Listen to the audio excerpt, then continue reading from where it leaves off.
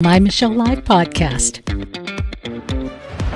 My Michelle Live Entertainment Review. Roll out the red carpet. Here's Michelle. Exactly.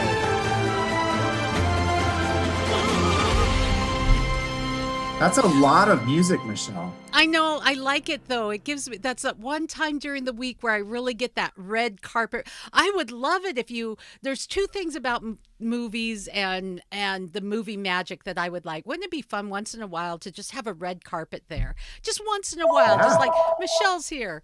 Oh, there's the phone. And as he's getting the phone, the other thing is that it would have been really nice if God made life like the movies did, where if I'm walking towards my car and I hear ominous music, I'll know, okay, and I decide, well, maybe I'll walk the other direction, and then the music changes. That would be really nice if the world did that. Directional music feels like it would be. God, I don't need to know your will step by step, but if you could just give me major key music, I'll keep walking that way. Minor key, especially if there are strings involved, I'm out. I'm just right. It would be a lot easier than relying on prayer and the Holy Spirit and all of that. Sure, Adam, put it in perspective, ladies and gentlemen. Adam Holmes. I'm pretty cool. Plugging you into the movies. This is Adam Holmes. Yeah, it's that time during the week. We take some time with Adam Holt for our review of what's going on in the movies. Plugged In is a really great resource because they don't just review movies and say what they think about the movies. They give you what the movie is, elements of the movies that maybe aren't your bag. If it's spiritual issues that you don't want to go with, language, sex, and other key elements, they'll do that, but not just for movies. They will actually take on television shows, YouTube videos, books, video games, music, pop culture right there. And it's great for not just parents. But Adam, you have saved me. I've told this story a million times. You've saved me lots of money from going to the movies. Yeah, well, I can give you my address and you can send me, small, unmarked, non-sequential bills. I think that's what they ask for in the movies, right? There you go. I was just going to send you the popcorn that I did. Okay, well, that works too. Well, Adam, it's good to talk with you. And here we are at another week. We had a lot of big neat things that we could watch for Easter. We're past that now, and we're getting into solid hardcore spring movies, but there's not a lot out there. Now we'll pull out some things that you might want to see, but there's not a lot out there. There isn't a lot out there. One that kind of quietly snuck online last week that I want to make your viewers aware of is Roe v. Wade. And this is a movie that tells the story of this landmark decision, really from the perspective of arguably the most influential abortion doc in the entire history of this story. One of the two guys in New York that helped to legalize it. And he later becomes a Christian and wrote a book about that whole story. And so this was a movie that experienced tremendous resistance and controversy during filming. There were places that when they found out they were filming it there, they kicked them out. But you'll find our full review for that. Because free speech is just so yesterday. Oh, I know. I mean, it's free speech for me, but not for thee, unfortunately. It seems like, it's free speech if you're towing the line of ideas that are politically correct and acceptable today. And if not, you're not. I agree with that. But it's a good lesson because that's happened an awful lot. Now we're faith people, you and I. Yeah. It has happened a lot in the world of faith. Your opinion doesn't matter because thus saith the Lord. And right.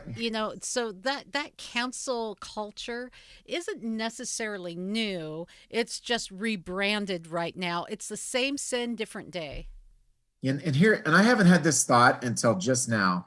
but because I'm pretty cool, I actually really like this thought that I just had. Wasn't Jesus the first person to get canceled? I mean, honestly, isn't that what they tried to do to him? He spoke truth that the religious hierarchy couldn't deal with, and they framed him and executed him. And obviously, he got the last laugh because he came back.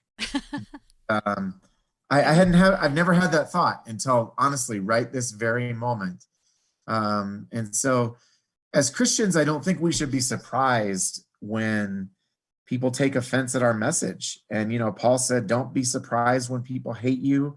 Jesus said in John 16, there'll be a time when people will think they are offering a service to God by killing you. Now, we're not at that place yet, as annoying and difficult and frustrating as our cancel culture can be. But I don't think we should be surprised given what happened to the folks in Scripture. You know, Peter and Jesus and John. Well, John ended up on the Isle of Patmos, and Paul and several of the other disciples historically were all executed for their faith. So anyway, That's the ultimate in cancel culture right there. The ultimate in cancel culture. So no, that's cancel culture, right? So don't be dismayed if you are canceled, because you know greater people have been canceled before. So just keep and we're called to be speaking the faithful, truth. right, Michelle? I mean, that's our response is to love people. Our calling. There you go. Yeah. We actually have a hope that transcends the political ideas of the moment. We have something bigger that we're living for. We have a gospel that's good news. I'm going to preach now. I'm warming up. So we shouldn't be surprised when that happened. But to actually circle back to this movie, I think if you're interested in a peek behind the screen, behind the scenes, behind the curtain, that's the phrase I was looking for, about what happened in the days leading up to Roe v. Wade, this is a pretty interesting movie. There are some fairly graphic images of abortion, as you might expect in a movie dealing with this subject. So you'll definitely want to check out our full at pluggedin.com before you stream this one, but it's worth the time. Well, and that's really no matter where you are on the spectrum of the debate on abortion. It's important especially if you consider yourself pro-choice, to understand the whole system, understand every part of it, because then you're really making a choice. If it's not an informed choice, it's not a choice. Right. The thing that I found really interesting, and obviously I'm sure there are some on the left would say this whole thing is propaganda and not trustworthy, is it's basically two guys who quote each other and use each other as sources and get the media involved. And it shows how important the involvement of the media is. And then one of them the doctor just makes up statistics and he pulls them out of thin air, but nobody fact checks him. And they end up as a part of the debate. Well, everybody knows that, you know, there were 1 million back alley abortions and 10,000 people died. I forget what the numbers were, but he makes up a number about the number of abortions and how many people died in that, pull it out of thin air. And this is the doctor who eventually became a Christian. So he's a pretty credible voice here. And I found that really interesting. And the other thing that was interesting is just the influence of a couple of people, that it doesn't take a lot of voices to have an incredible impact on society. And we see how these two men, for different reasons, really impacted this debate. I love that. It gets us thinking. So, you know, when we talk about movies, it isn't just about what entertains us. Sometimes it is about what gets us thinking. We're visual now in our society. Back in the day, it used to all be, you know, by stories. Stories were told and retold, and that's how we have stories from history, but we're very visual now. This is a way to get a little more insight because, man, I think it's great. Challenge your beliefs. We'll Yeah. get letters from people who aren't of the same faith as me, and they challenge me. Good for you. Please do that. Yes. I'm not here to hate on you or say, you can't think how you think. Challenge me. Even the Yeah. Bible uniquely will say, hey, come, let us reason together. Test me, try me, prove me. You hear phrases like that. God says, Yeah. basically, God, if I were to write a Michelle translation of the Bible, God's saying, I would read that. bring it, right? Just say it. And so it's okay. And so on the abortion issue, I want to see everything. I want to look at everything. I Yeah. want to hear about the stories of people through rape, incest, the hard things that you're going through, because that really does matter. And too often in a Christian cancel culture, it's like, well, we don't want to hear that. It's just, you matter. Your story matters. And in the midst of that, there is a God story. Something else, a God story, is a girl who believes in miracles. The girl who believes in miracles. That's Yeah. another God story. Hey, Easter's over, but we're still celebrating here with Adam and I. It's always miracle season when you're It's dealing always- with God, right? Have you had a chance to see this one, Michelle? No, I have not yet. So this is a really sweet-hearted and yet bittersweet movie that kind of poses a thought experiment, if you will. So this girl hears about, if anyone has the faith of a mustard seed, they can move mountains. And she takes this message from scripture at its word. And she, the first time she sees a bird die, and she goes and picks up the bird and prays for the bird to come back to life. And it does. Yeah. And then she sees a dog being hit by a car, and same thing happens. And at first people are looking for naturalistic explanations like, maybe the bird was just stunned and its heart had slowed down, sort of like the Red Sea was shallow and the wind was blowing just right and it blew apart in the Red Sea. We want to explain things. But then she prays for a friend who is paralyzed and he is healed. And the word begins to get out that this little girl is a faith healer, and she cures a girl with cancer. But it's almost as if her power is being drained. And here's where, theologically, you sort of say, all right, we're in slightly odd territory here. I'm going to give this film credit for its heart. I'm not necessarily going to take it as dogma what it's saying here, but from what I've seen, it is entertainment. Totally. It makes it apparent. It's not trying to be Yeah. preachy. It's not trying to tell you what to think. It's just taking and it doesn't, from what I see, and Mhm. not having seen it all, doesn't necessarily come out as a faith film necessarily. It's more for entertainment value. Now, would that be a Well, fair assessment? At the risk of sounding like I'm throwing you under the bus, no. Let's just Well, I say haven't seen it, so Jesus shows up quite literally at the end of the movie. So it's you can't miss the Jesus element here, because the little girl is getting sicker and Gotcha. sicker and sicker, and you can connect the dots on that trajectory. okay. So she's not healed even as she's able to heal others. And so I think it begs interesting questions as a conversation starter. Why does God answer some prayers? Why sometimes we've all heard stories of people who are miraculously healed And then and others where they're not. others are not. And what do we do with that?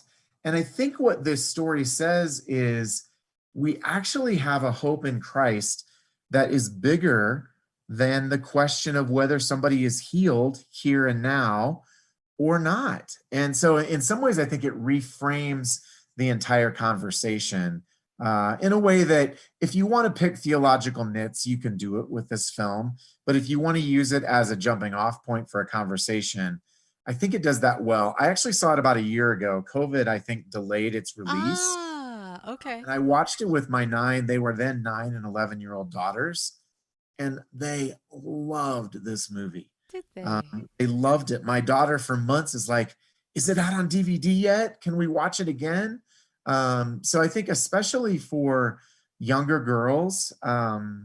It really is an engaging story, and the Okay. young woman who plays the little girl here, she's just delightful, and her faith is delightful.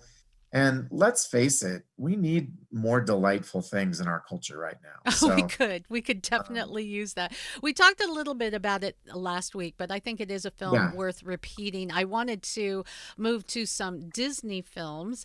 We've yeah, got Mighty Ducks, we've got Falcon and the Winter Soldier, both of which I've been following, and both of which I enjoy.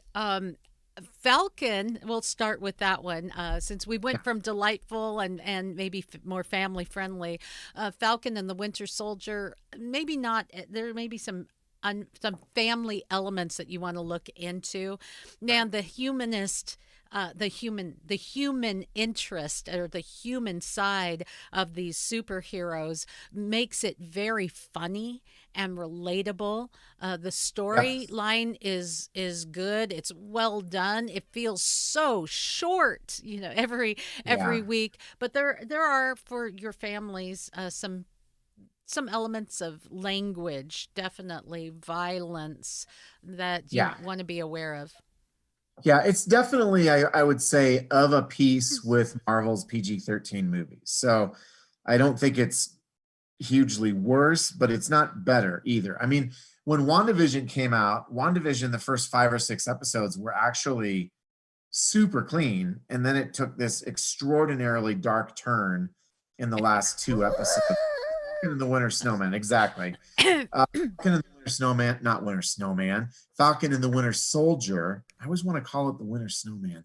Um, it's, like you said, there's violence and profanity at a PG-13 level. It's not, R-rated stuff, but it's also stuff that you probably don't want to watch with small kids because of that But content. let's talk about some of the positive elements, though, too, because we're not just Yeah, talking to parents with kids.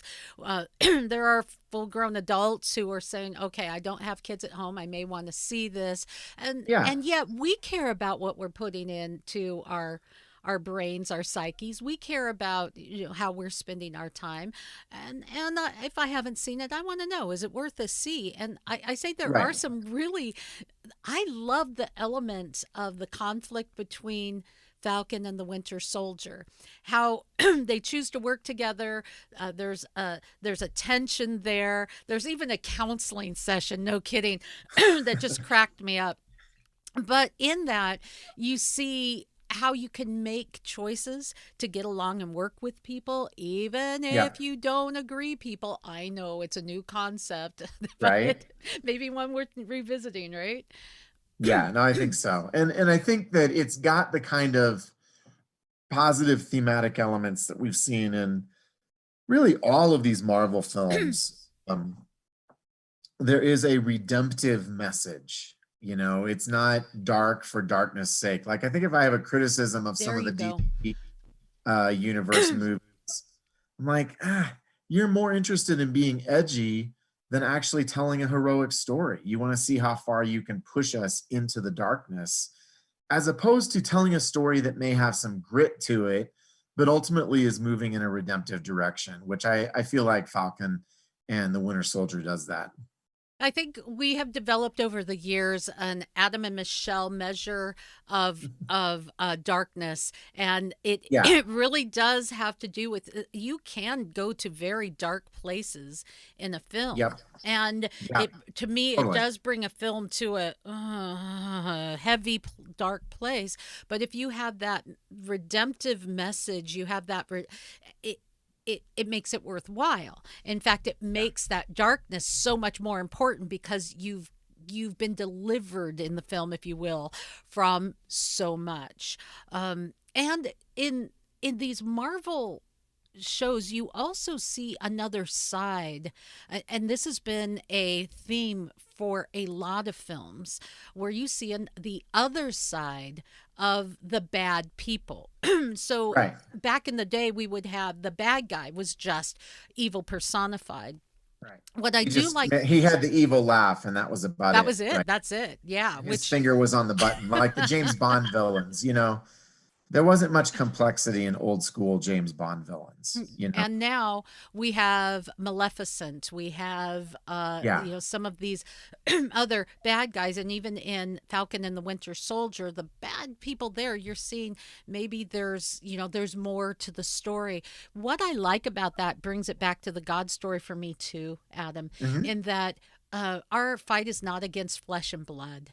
Right. We make people the enemy, but there are powers and there's darkness, there's dark ideas, there's just plain sin that knows no color of a person's skin, political Yep. affiliation, or church membership that makes that is the real enemy. People aren't the enemy. I see that. No. Maybe I'm digging deep.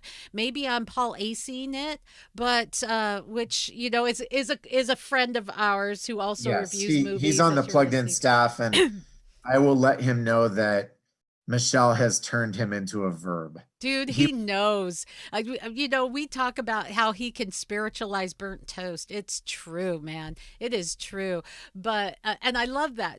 That's what we need to do sometimes in our films, is to be able to pull out some meaning.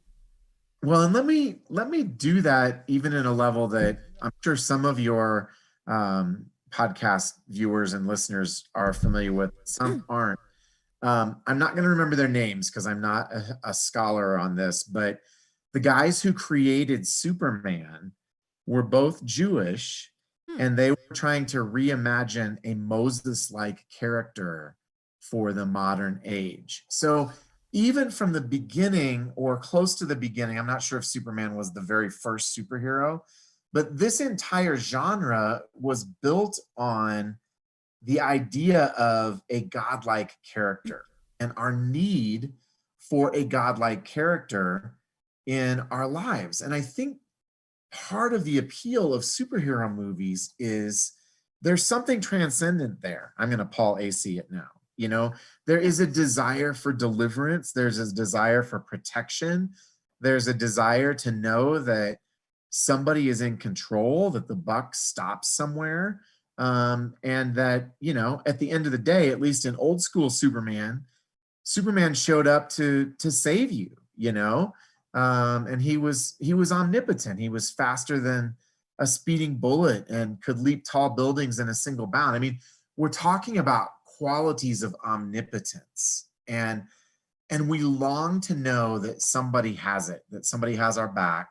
And so this whole genre really flowed from that idea, and it's gone a lot of directions since then, and a lot of those directions are, as we have mentioned, much darker than that, but that was its inception, and I think that's pretty interesting. It is. It shows that in our mind we have what science is called a God spot.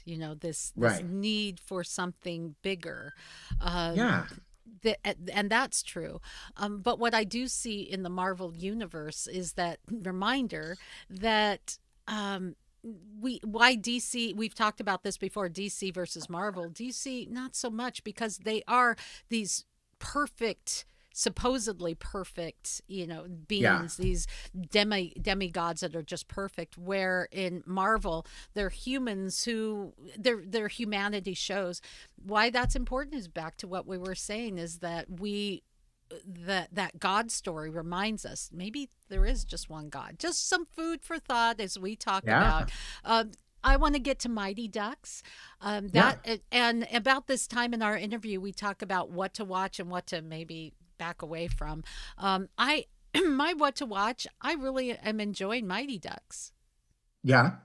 Tell me why. And it's Game Changers, right? And it's a new series on Disney Plus. It is. It's a lot of the same kind of story where we see in Mighty Ducks in back in the 90s, where it was a bunch of underdog kids that are overlooked, maybe even bullied and marginalized, who are the loser team. And then you have this perfect, they're so organized, almost militaristic, pretty team. Popular, Mhm. of course, as well. But this time it is switched up a little bit because of all that Gordon Bombay did with the Mighty Ducks back in the day. Now it's the Mighty Ducks that are the cool kids. They actually are Mighty Ducks now. They are Mighty Ducks now. So Gordon Bombay is kind of a washed up, reclusive guy that owns a kind of barely hanging in there ice rink and says he doesn't want to have anything to do with hockey. And this mom of a kid that was kicked off the Mighty Ducks team because he just didn't have it said, you know what? We are the don't bothers. He said, don't bother playing anymore. You're not good. She said, okay, we'll start our own league. And she does. And so there they are. We're watching this development. Eventually Gordon Bombay is going to come in and stop saying, I hate hockey. Go away, kid. You're bothering me. And it's going to come together. It's sweet. It's fun. It's wholesome. And I have truly enjoyed it. And most importantly, it has Emilio Estevez, whom we haven't seen practically since the Mighty Ducks in 1991. Like, can you even name an Emilio Estevez movie in the last 20 years? Because I can't. I'm sure that there's one, but I don't know what it is. I mean, no. Repo Man was the last thing I remember seeing him in. And that was a minute ago, right? Yeah. That's like 1989, and what is it? This is kind of interesting where we're seeing a reprise of old things with the same people coming up. We're seeing that with Cobra Kai, which aside from some language and some sexual situations, innuendos, I would say more innuendos. It's very much innuendo territory. Which you might be sensitive to for your family. It, in essence, that has been a fun series to watch, and they are bringing back everybody that they can find. Everybody. I mean, holy cow! Don't even get me started on. Even if they're not living anymore, you'll see scenes with them. Right. Grand Moff Tarkin comes back. Peter Cushing. So I did look it up. Repo Man was 1984. I was off by 5 years. So. But you can skip Repo Man, honestly. That one, of all the films made in 1984, that was one of them. So yeah, Mighty Ducks back on task here. Game Changers. It's a great, I think, reinvigoration of this franchise, and it flips it. And it's got the woman from that one show with the two. I'm totally blanking. She was on Parenthood. She was in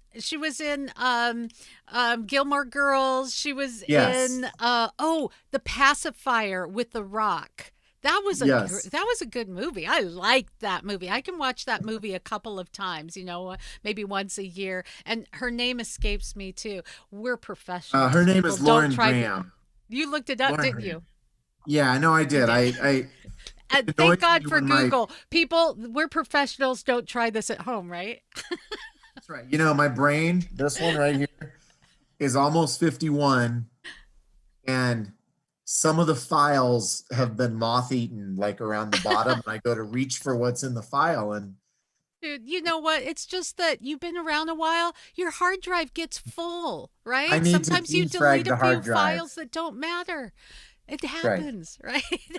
I need to, this is a tangent, but it's sort of media related. Who knows where my brain will be at the end, but there are thousands of songs, even if I can't recognize my family, that will probably still be in there, right? Because and I'm making a joke, but I'm not, because that's what pop culture does, right? The images, the ideas, the things that we love, they kind of move into our brains, and they move into our hearts too. They influence us, and they exercise, that role. We have some friends that are married, and he's a lot older than she is, like almost different generations. And my wife and I are like, well, how's that work? You don't even share the same music, whereas, when we are cooking and making dinner, we'll turn our favorite 80s channel on and just jam out to 80s music. And kids actually don't know there is any music after the 1980s. But well, then you're raising them right. When my 10-year-old was singing Love Shack, I'm like, oh, maybe we pick something else, right? But that's just a little real world glimpse into our world. I love it. Real quick, I can see that our next interview is a little bit early there. If Jeff, if you're Okay. there, we're going to get to you in just a second. But I want to get your pick of the week, Adam. You know, my pick of the week, and we've talked about it before, but it's back, is The Chosen. This is a series by Dallas Jenkins, and season 2 just launched on Sunday night. You can find it on the Chosen app. I believe it's on VidAngel. I think season 1 is on YouTube now as well. So there are multiple ways that you can get a hold of it. But this is telling the Jesus story from the perspective of people around him. It's remarkable. And it's gritty at points in ways that might be, if not shocking, it's like, oh, never thought about that before. Okay. But I really think it's one of the things being created right now that is absolutely worth your time. So Excellent. All right. I'm going to check into it because everybody's saying watch Chosen. So that's my Everybody homework for is. the week. Plus me. Adam, it's always a pleasure. You know, it's like you're heralding. It's getting there. The weekend's coming. The weekend's It's coming. coming. I love it. We're getting you plugged in. I'm pretty cool. Plugging you into the movies, this is Adam Holm. Thanks, Adam. We'll catch you next week. Sounds great, Michelle. Thank you.